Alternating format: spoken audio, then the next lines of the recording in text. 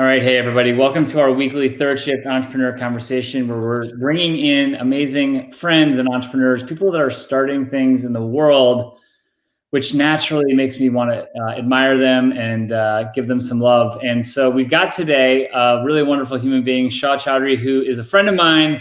He is a military veteran. He's also the founder of Assault Forward. Shaw, what's going on, buddy? Hey, Todd, how are you? Thanks for having me on. Yeah. So tell us what Assault Forward is and what's the challenge? Let's hear about it. Yeah, so Assault Forward, we're a veteran-owned, 100% American-made, patriotic and accessories apparel company. But we accessories and apparel.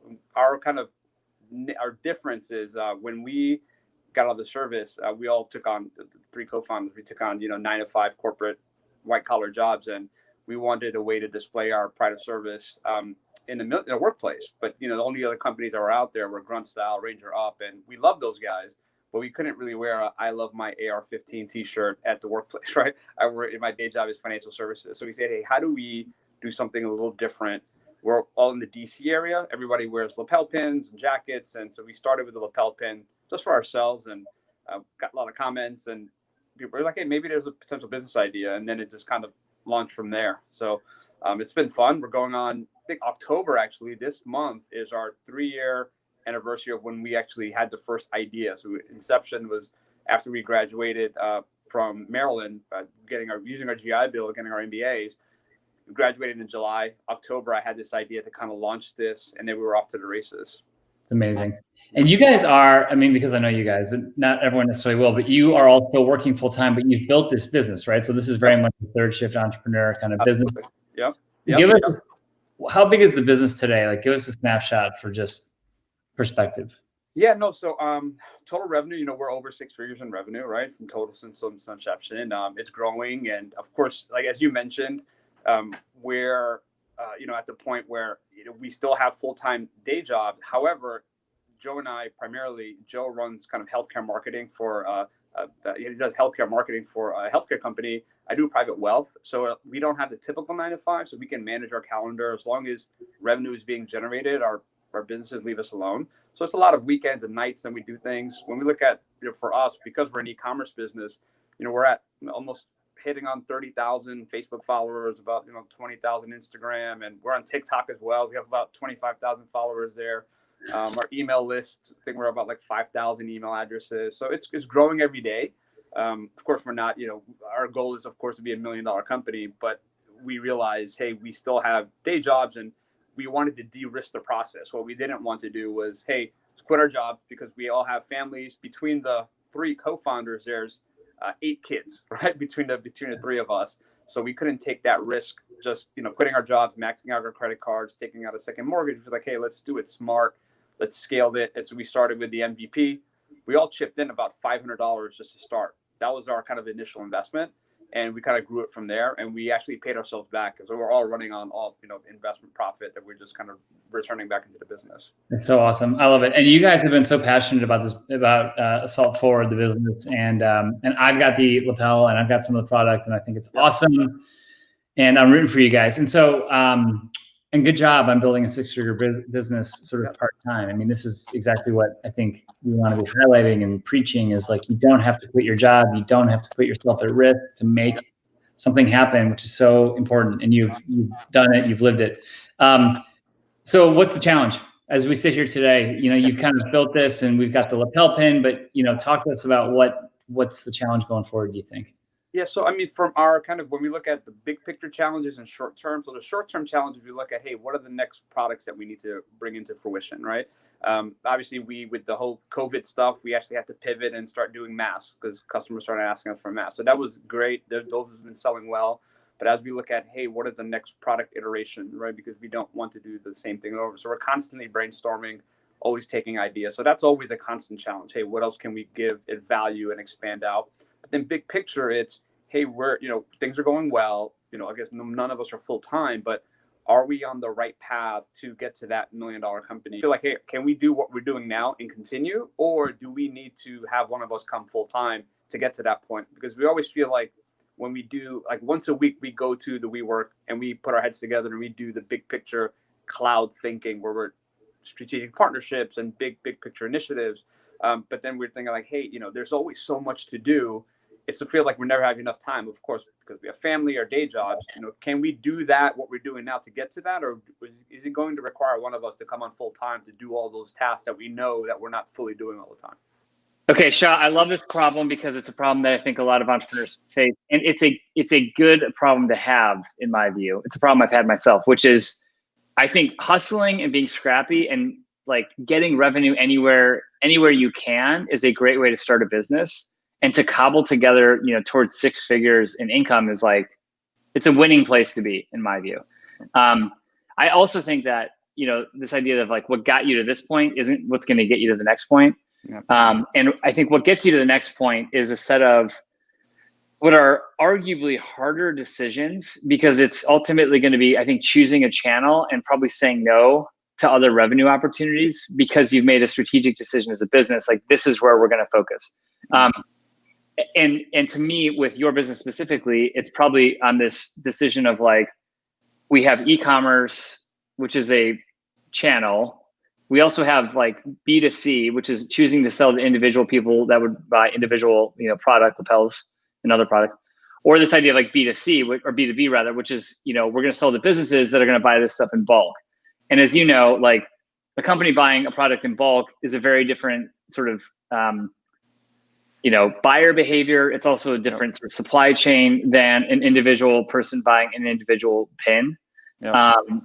Or not to mention, and I don't know if you have any like government contracts, but then you get into like selling, to the government, or if you get into selling through, trade shows and other channels like that, right? So sometimes the things that, and honestly, a lot of early companies, you'll see where it's like 20% of our budget's coming, of our revenues coming from B2C, 30% is coming from B2B. We're getting some stuff from, the government, or, it's kind of all over the place.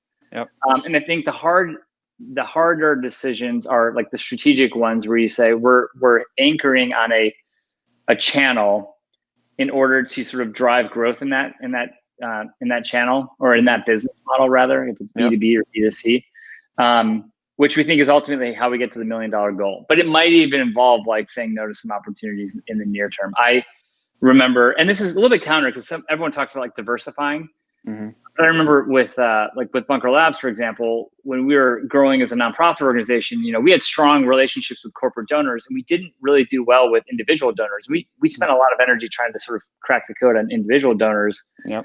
And it just wasn't sort of yielding traction. And then other, kind of sources of funding as well, which I knew were out there, we probably could get. But the reality was we built our competency around, corporate sponsorship. And we ultimately were like, that's really where we win. And that's okay, actually. Yeah. Let's just like focus on that. But it felt like you're walking away from something, but I think it's ultimately making a strategic choice towards something, No, 100% agree. I'll give you 2 more, and then I want to get your reactions. The second thought I have in thinking about Assault Forward is, and I know you probably know this, but I'll say it for other people that might be thinking, oh, you guys are like a lapel company.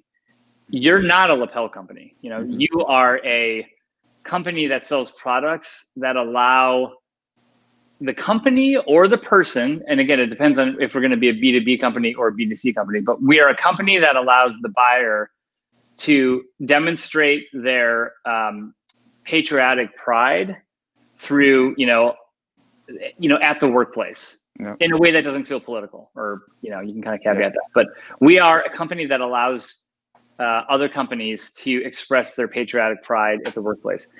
That's very different than saying like we're a lapel company. So if we anchor on this idea of like we're a company that gives you the things that you need in order for you to have this expression, that really opens the aperture of thinking about like, okay, what are the products that companies need in order to fulfill that truth? That like we are allowing them. You talked about masks, but that thing gets into other things like, what do people want to put on their desks if we ever have desks again? What is it that people need to sort of express pride, throughout the year? Are there subscription kits? Are there sort of things that we can be thinking about for ways that employers can recognize employees who are veteran, and we make that easy for them?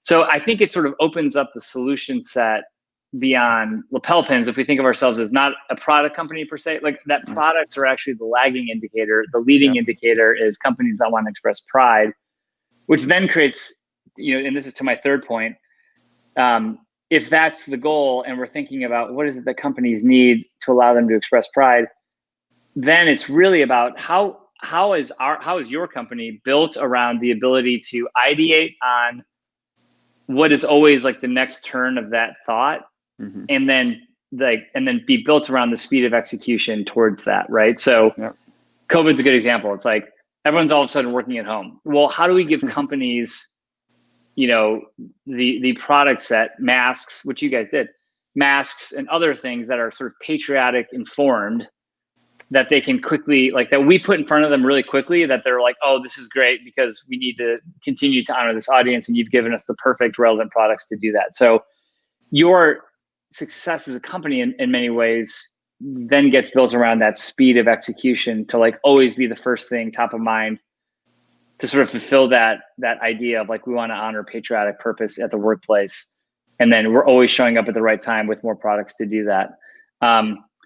And then there's a lot of, I don't know, and then, scale gets into things like you just have, if you're selling to consumers, then it's really about like, what's the ad campaign through, Instagram spend and Facebook spend that just kind of, toggles up and allows us to generate more money. But let me pause there and get your thoughts on how you're thinking about it.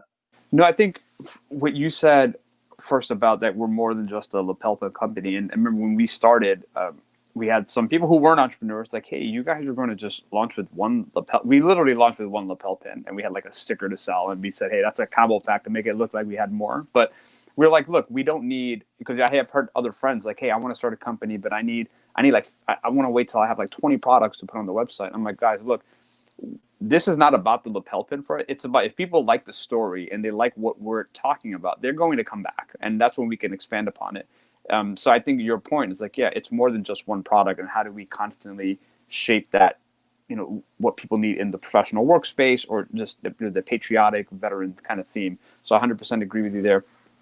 I think with the whole picking on, we can't be the jack of all trades. So whether B2B, B2C, and we've done that. It's funny when you were talking about the hustling and scrapping, like that's what we've done. Like we've done pop-up shops at Fort Belvoir, Fort Meade. We've done, at Grunt Style, and we get B2B orders, right? We get companies emailing us all the time. And, when we cobble all that together, that's when we get our revenue, and it's fun. But then it's like, when we had that first talk with you a few weeks back, you're like, hey, you guys probably can't do both really well. And it's like, you're right. But for us, because we're still the starving, growing entrepreneurs, we want to do everything, but we know we can't do everything efficiently. So I think that is a good kind of thing to kind of look at, go forward. Like, where do we focus, and how do we go forward with that? Yeah. And it's hard because it's like, I think the strategic choices come with, every strategic choice is essentially a choice as to what you're not going to do. Yeah. That's what people miss. It's like strategic choices aren't what you choose to do, it's what you choose not to do. Yeah. And that's the harder part of this. And ultimately, because the goal is to get to a place where you can repeatedly get the same outcome, and I think when you're early in the business, like you just, and this is like the right way to do it actually when you're starting, is to like just kind of, blanket the market and figure out, like, is it trade shows? Is it direct, is it selling through the internet through, Facebook ads? Is it actually showing up, at military installations? Is it selling through channel partners like the USO or whatever? And that's good. But it's sort of, all of that is, I would say, in the spirit of hypothesis testing, even though the revenue is growing, you're not growing a business. All you're doing is sort of running a series of controlled tests. Yeah. Which is a weird way to retrospectively look at your business, because it's like, well, we've been building our business and the revenue's been growing. Yes, but it's actually been a set of controlled hypotheses that you've been executing against. And now is the time to sort of take that strategic pause and say, which of these channels could we control the inputs and then get the right outputs? Like, where do we actually see sort of a control over the system that we're building? And again, I think if it's, in some ways you got to answer that first, which is like, it's going to be a B2B business or it's going to be a B2C business. But then once you answer that, then it's about, I think, drilling down into like, what are the set of steps that always get you to the right outcome, And I think a lot of the last thing I'll kind of offer is to challenge on this idea of, let's just say that you make the decision, we're a B2B company. Yep. And we know the kinds of companies that buy from us, and we know who those decision makers are that buy from us, and we have a repeatable way to sort of show, present ourselves and our products to those decision makers, right, at the right time, whereby like they create a repeatable kind of buying pattern, or we're also getting repeat sales from the same set of customers or whatever. But like you've got a process that's laid out, right? And this is what it's just like, here's our process. Here's how we get new customers. Here's how we retain and upsell against existing customers. Just boom, boom, right? You have that kind of architected out, and it's like, this is and then all you're doing really is adopting. It's almost like shifting from a hustler to a scientist. It's like, we're so aggressive, and that's the right way to start. But now we got to be really diagnostic about like, okay, where in the breakdown does this, where do we win in this process? Where does this process break down? What do we need to do to alter the process? And again, thinking with this kind of lens towards repeatability. And I think as you come to isolate on those core processes, I would say there's part of a task here, which is like strip away then everything that isn't related to exactly how you sell to that customer. So some startup companies like want to be in the manufacturing business, and I'm like, look, get out of the manufacturing. Your job is to just get the right products in front of them at the right time, which doesn't relate to who makes the product. It doesn't relate to, that's a sort of, what you want to do is build a supply chain that's nimble, that allows you to always like quickly get the right product that you need at the right time so that you can put it in front of the customer. Yep. And so that becomes your core value, as opposed to everything else that's, in other parts of your business, if that makes sense. So it's like isolate on the thing that really gets you repeatable results, and then outsource everything else. And I know you guys are big on American made, which I think you can still do an American made lens, but yeah, that sort of, and this is hard, but it's designing towards that repeatability. And I think most companies, when they start to make those strategic choices, I would not be surprised if you lost some revenue because you're walking away from some opportunities. Yeah. But I think at this stage of a business, that's like the nexus of like where the growth really begins to happen, because you start to get really clear on like who exactly it is that you're trying to buy, sell to, building a process exactly for them. And then those folks begin to kind of, lean into you as their go-to for, the things that they need. I mean, the last thing is, and this is an obvious one, but you're probably doing it. But once you make those decisions about here's where we think we want to go focus, I would get those people, into you as like customer, advisors, right? And just ask them, like, hey, what would we need to show you right now for you to be interested in buying more? But Bill, people are so loyal to you because they love your business. And so it's like, get 20 of them on an email distro and be like, look, once every couple of weeks, can we pulse you? Because you've come to us before. And I would go to people that aren't friends of yours. I'd go to people that found you, some other way, and be like, hey, you're a new customer. Would you mind if like every 2 weeks we texted you pictures of 3 new products that we're thinking about, and you just reply with whether or not you like any of them or what you would want? Get them involved in this process as well. It doesn't have to be a secret. We can actually bring them into the fold. And honestly, just the process of bringing them into the fold might make them loyal customers. Yeah. And just get them to go buy stuff. I mean, if you come back and you're like, look, your advice was go with masks and we did it. Now will you buy some? Yeah. Like they're like, okay, I'll buy some, So we actually, it's funny, we actually started through our email. We did, we have different customer segments, right? So we set up a VIP segment, like a certain number of orders or a certain dollar amount. We treat them like a VIP customer. So when they hit VIP status, they get a free pair of socks. So we're like, hey, you're a value customer. We love you. Obviously love us. We love you. Here's a free pair of socks. But that's kind of a great idea. What you mentioned, hey, getting feedback from them, because what we looked at was more, hey, giving them extra discounts to kind of come back. Trying to throw in a freebie here and there because people love getting free stuff, right? But to your point, hey, you guys are, valued customers of us, big fans. What do you think about this idea? Or what kind of ideas are you thinking about? So I think that's a great idea that we will piggyback on. Yeah. I mean, and even, and this sounds a little strange, but you could even go out with a catalog and it depends on who your customers are. I mean, I don't know if I'll say this, then I'm not sure if I recommend it, but like you can go out with like, hey, here's 10 new products that are coming. Do you want to pre-order any of them? Yeah.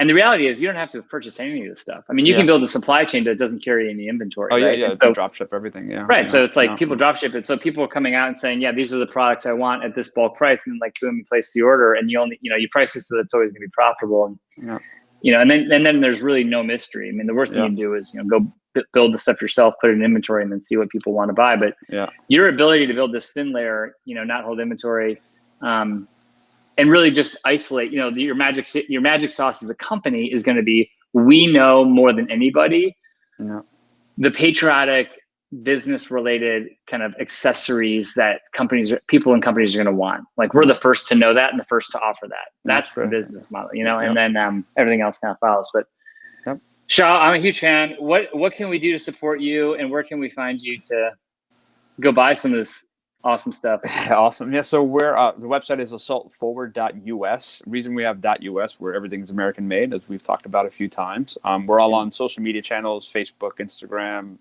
TikTok is at AssaultFWD. So that's all those social channels. We actually did start a podcast recently, the Assault Forward podcast. We actually, so that's where we're using our lessons learned from active duty into business and entrepreneurship.